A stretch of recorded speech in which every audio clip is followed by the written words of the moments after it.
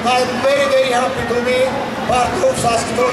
And Saskatoon is our beautiful city. We are going to grow even more yet. So we will work together.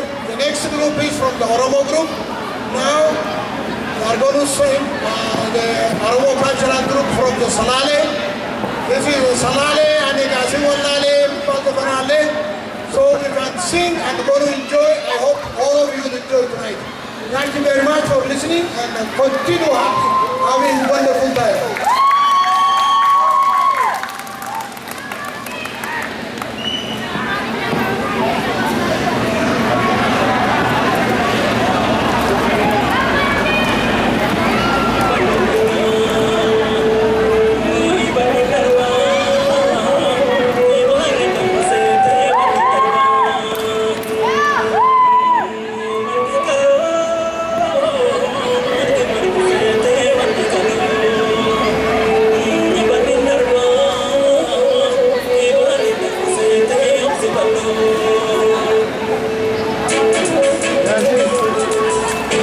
Gracias.